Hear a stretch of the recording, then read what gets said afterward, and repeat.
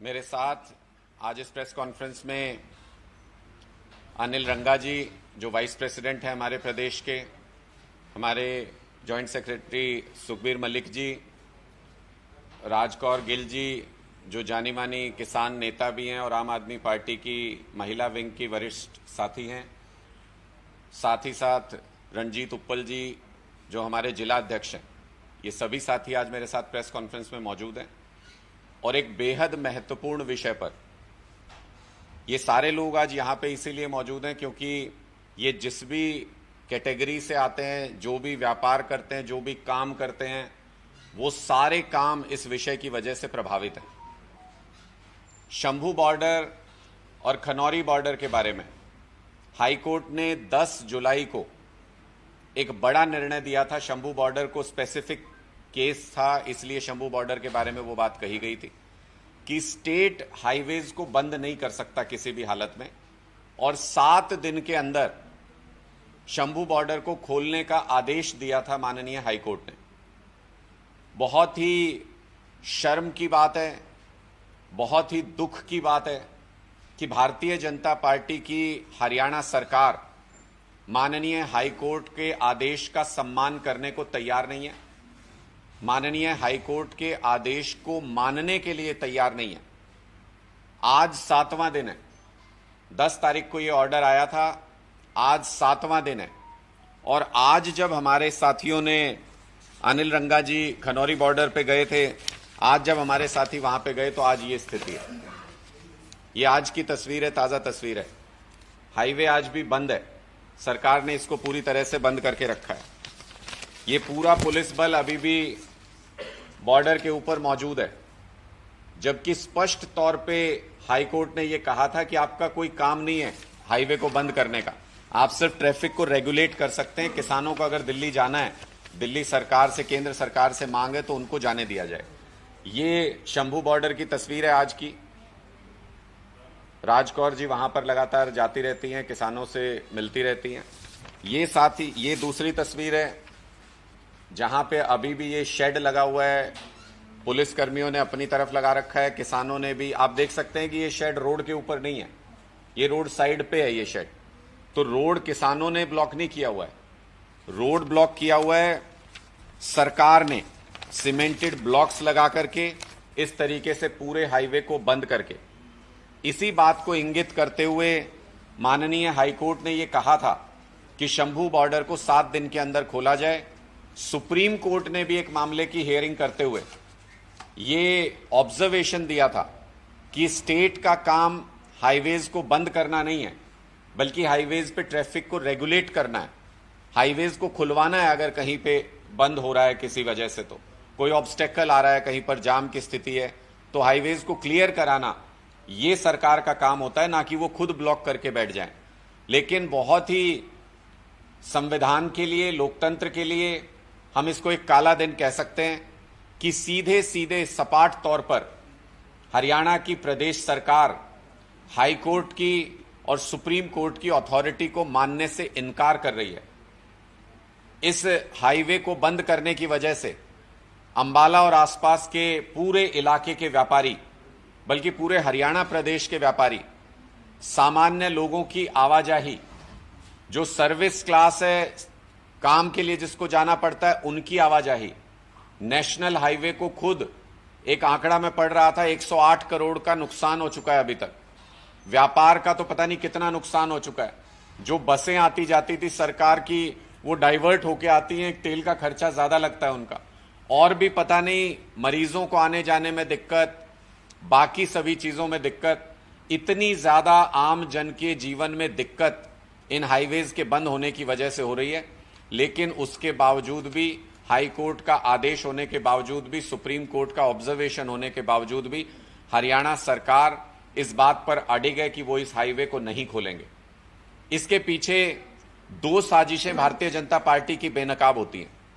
एक तो भारतीय जनता पार्टी जब ये कहती है कि वो किसानों का भला चाहते हैं, तो ये उनके काम से मैच नहीं करता, ग्राउंड के ऊपर जो उनकी एक्टिविटीज हैं उसके साथ मैच नहीं करता। किसानों को अपना दुश्मन समझती है भारतीय जनता पार्टी की सरकार, इसलिए कोर्ट के आदेश के बावजूद शांतिपूर्ण प्रोसेशन को दिल्ली जाने देने के लिए तैयार नहीं है हरियाणा की सरकार।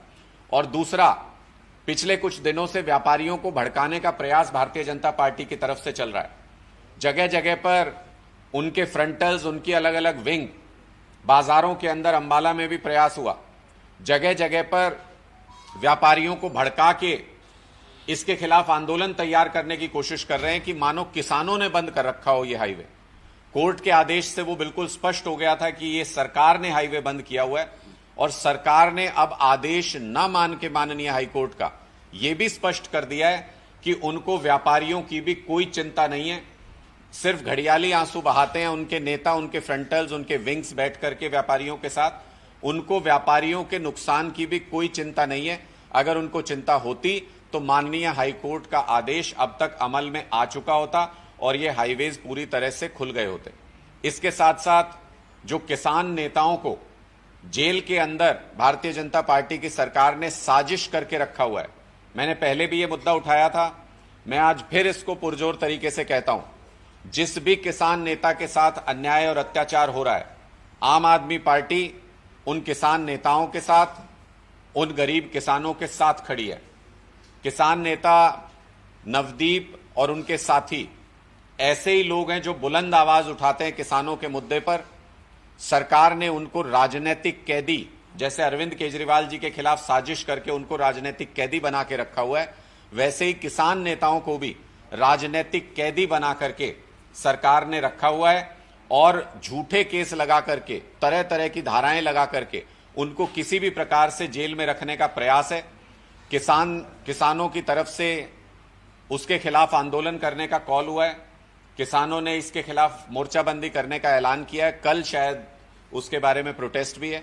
आम आदमी पार्टी संविधान के खिलाफ जाकर, कानून के खिलाफ जाकर उठाए गए भारतीय जनता पार्टी के किसी भी कदम का पुरजोर विरोध करती है, और उसके खिलाफ आयोजित किए गए किसी भी प्रदर्शन, प्रोटेस्ट को हमारा पूरा नैतिक समर्थन है। और जहां पर भी, जिस भी फ्रंट पर हम किसानों के साथ खड़े हो सकेंगे, हम उनकी सेवा करेंगे, उनकी मदद करेंगे। ये आम आदमी का प्रयास हमेशा से रहता है। मैं हमारे आम आदमी पार्टी के वाइस प्रेसिडेंट अनिल रंगा जी से अनुरोध करूंगा कि वो खुद खनौरी बॉर्डर पर जाकर के आए हैं, तो वहां के हालात के बारे में अगर वो 2 मिनट ब्रीफ करें मीडिया को तो बहुत अच्छा होगा। सभी को नमस्कार। हम सुबह गए थे तो उधर देखा कि जिस प्रकार से पुलिस ने पिछले 2-3 महीने से बैरिकेटिंग करी है, तो वो लगातार कंटिन्यू है, उस पर थोड़ा सा भी टस से मस नहीं हुआ है। और वहाँ पे आम जनों की आवाजाही बिल्कुल, कोई खेत में भी लोग जाते हैं तो उनको भी मना करते हैं। तो हमने प्रयास किया था लेकिन वहाँ तक भी नहीं पहुँच पाए, और कोर्ट के आदेश की बिल्कुल धज्जियाँ उड़ाई जा रही है वहाँ पे। वहाँ आम लोग का जो जीवन सत्र है, वहाँ के जो लोग हैं उनको दिनचर्या में जो कठिनाइयों का सामना करना पड़ रहा है वो भी बहुत ज़्यादा बढ़ती जा रही है बल्कि। तो इसलिए हमने तो सरकार से यही निवेदन करते हैं कि इस पर संज्ञान ले। ये तरीका ठीक नहीं है बीजेपी का, क्योंकि हरियाणा की तो सारी जीटी रोड बेल्ट है वो सारी प्रभावित है। इंडस्ट्रियल एरिया पानीपत में है, सोनीपत में है और करनाल में है। सारे के सारे ट्रांसपोर्ट से संबंधित बहुत कठिनाइयाँ आ रही हैं। तो मैं तो इतना ही कहना चाहता हूँ। मैं आम आदमी पार्टी की महिला प्रदेश उपाध्यक्ष और किसानों के मोर्चों पर बुलंद आवाज बन के राज कौर जी जो हमेशा मुद्दों को उठाती रहती हैं, मैं उनसे भी आग्रह करूंगा कि वो इस विषय पर अपनी बात रखें। थैंक यू भैया। मैं इस विषय पे यही बात कहूंगी कि जो हमारे किसान भाई हैं, जैसे नवदीप सिंह जलवेड़ा को मतलब बीजेपी ने धक्के से अंदर कर रखा है, और बीजेपी ऐसे ही किसानों के साथ खनौरी और शंभू बॉर्डर पे धक्का कर रही है, जो कि मैंने अपनी आंखों से देखा है वहाँ पे कि किसानों ने कोई रास्ता नहीं रोका हुआ। सरकार के कंटेनर, और जब भी कोई उधर जाने की कोशिश करता है तो वहाँ पे गोलीबारी और आंसू गैस के गोले जो कि बिल्कुल मतलब बंद हैं, वो किसानों के ऊपर चलाए जाते हैं। सरकार ने हाई कोर्ट के कहने पे भी ये रास्ता नहीं खोला, जिससे कि आम जनता और इंडस्ट्री जो हमारी सारी प्रभावित हो रही है। मैं सरकार से यही निवेदन करती हूँ कि जैसे हमारे नौजवान नवदीप सिंह जलवेड़ा जिसके लिए कल को प्रोटेस्ट रखा गया, उसको जल्दी से जल्दी रिहाई दे, नहीं तो किसान इस पे और आम आदमी पार्टी जो है हमारा समर्थन है उनके साथ, और हम बिल्कुल दिल से उसके लिए दुआ भी करते हैं और बीजेपी को भी ये चीज़ कहते हैं कि ऐसे किसी के साथ धक्का मत करो, वो देश का किसान है, आप भी उसी की रोटी खा के सोते हो, किसानों के साथ धक्का मत करो।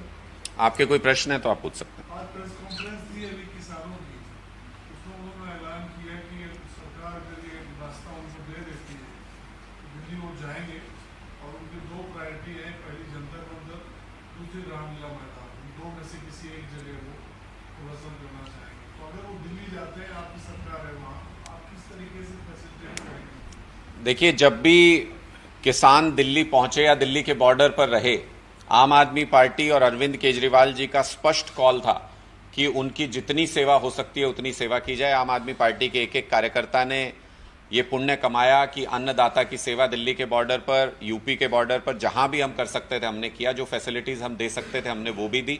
और अब ये बहुत स्पष्ट है, जब हाई कोर्ट का आदेश आ गया, जब सुप्रीम कोर्ट का ऑब्जर्वेशन आ गया कि अगर कोई पीसफुली प्रोटेस्ट करने के लिए जाना चाहता है तो सरकार को उसकी मदद करनी चाहिए, उसको जगह देनी चाहिए प्रोटेस्ट करने के लिए, अपना प्रोटेस्ट करने के लिए। जब आप कोई जगह ही नहीं दोगे उनको, तो उनके पास सड़क के अलावा कोई जगह नहीं बचती है जहां पर आप बैरिकेड लगा के उनको रोक देते हो, तो उनके पास आगे बढ़ने का कोई चारा नहीं। पीछे किसान हट नहीं सकता क्योंकि उसको इतना दबाव में ला दिया गया है, इतनी बेचारगी की हालत में किसान है कि पीछे हटने का रास्ता उसके पास नहीं है।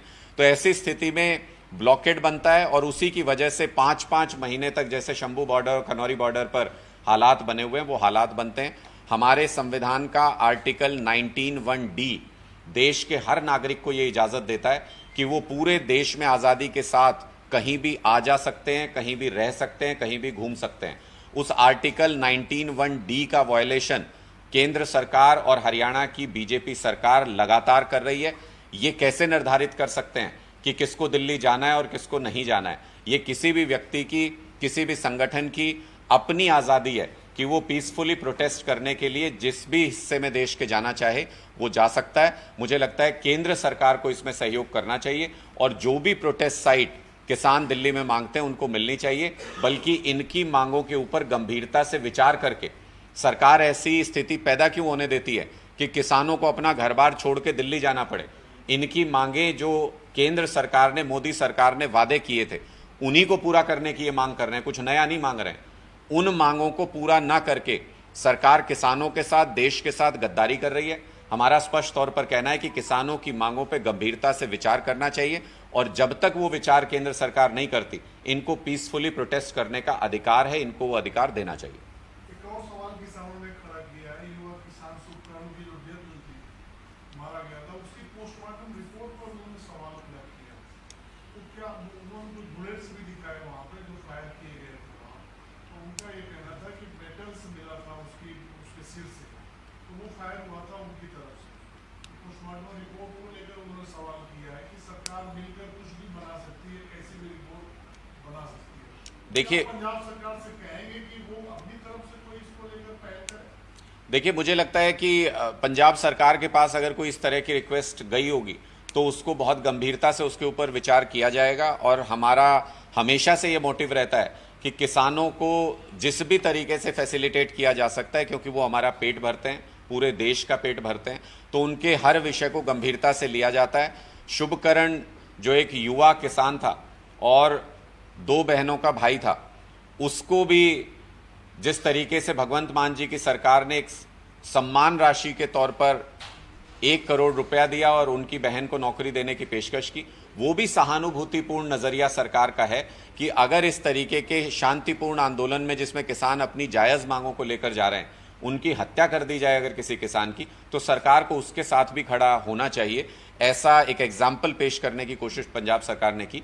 मैं पूरी गंभीरता के साथ ये कह सकता हूं कि अगर कोई भी इस तरीके की रिक्वेस्ट पंजाब सरकार के पास जाएगी तो उस पर बहुत गंभीरता से भगवंत मान जी की सरकार विचार करेगी।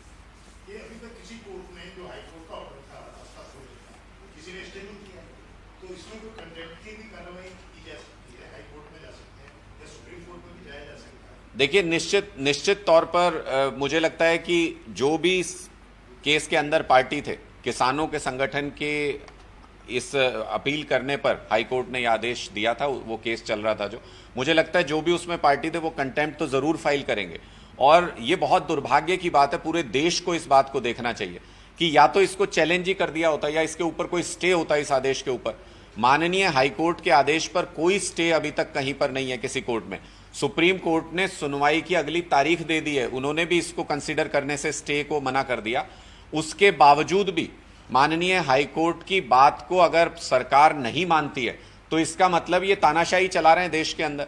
इसका मतलब ये कानून को मानने को तैयार नहीं, संविधान को मानने को तैयार नहीं, हाईकोर्ट को मानने को तैयार नहीं, सुप्रीम कोर्ट को मानने को तैयार नहीं। ऐसे भी वाकये हुए जब सुप्रीम कोर्ट के आदेश पारित करने के बाद सरकार ने उसको संसद में उसमें बदलाव लाने का प्रयास किया। दिल्ली के फैसला जो सुप्रीम कोर्ट ने दिया, दिल्ली सरकार को पावर्स दी, उसमें भी केंद्र सरकार ने इसी तरीके से तानाशाही दिखाई। ये सारी चीजें देश के लोग देख रहे हैं कि भारतीय जनता पार्टी न कानून का सम्मान करती है, न संविधान का, और न देश की अदालतों का सम्मान करती है।